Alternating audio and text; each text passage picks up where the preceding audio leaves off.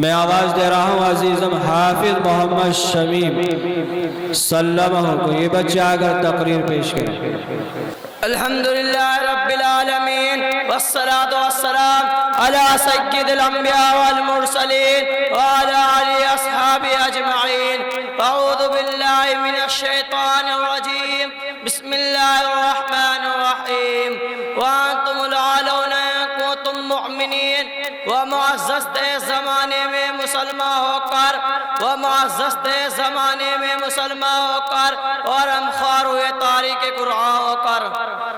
محترم بزرگ اور دوستو، آج میری گفتگو کا موضوع مسلمانوں کی تباہی اور اس کا علاج ہے۔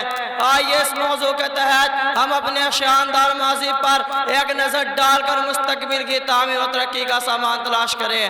قرآن کریم میں رب ذوالجلال کا ارشاد ہے وَأَنْتُمُ الْأَعْلَوْنَ إِن كُنتُم مُؤْمِنِينَ، تم ہی سربلند رہوگے اگر تم مومن ہو۔ یہ ارشاد باری ہماری پوری تاریخ کا اختصار ہے اور اسی میں ہماری ترقی کا راز مضمر ہے۔ تاریخ کے سینکڑوں واقعات یہ بتلانے کے لیے کافی ہے کہ جب بھی ہمارا رشتہ اللہ سے اور اس کے دین سے مضبوط رہا، سربلندی اور کامیابی نے ہمارے قدم چومے، اور جب کبھی اس رشتہ میں کسی قسم کی کمزوری آئی، ہم عزت و رفعت کے آسمان سے ذلت بستی کی غار میں جا گرے۔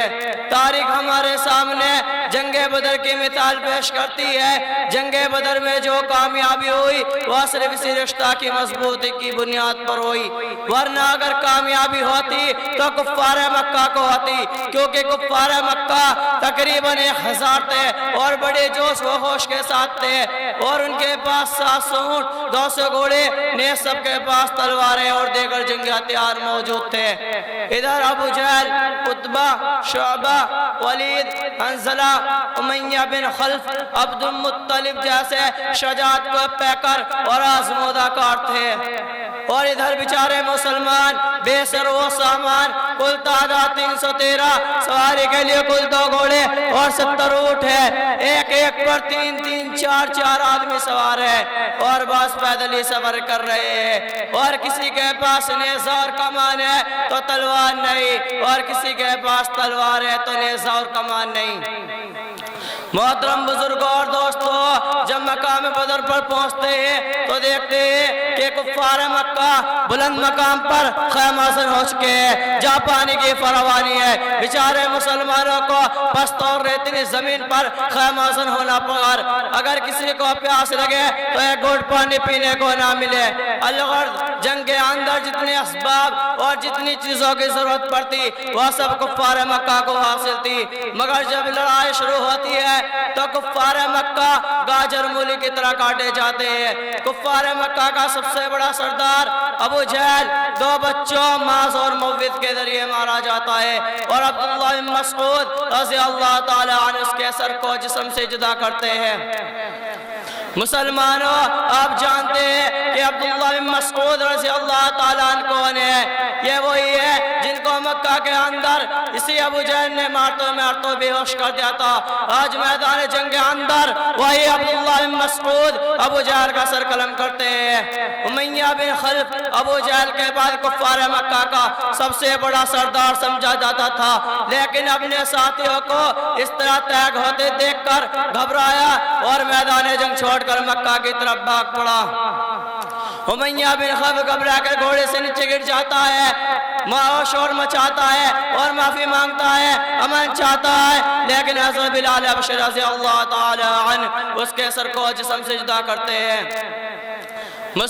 اسلام کے نوجوانوں، آپ جانتے ہیں کہ بلال حبشی رضی اللہ تعالی عنہ کون ہے؟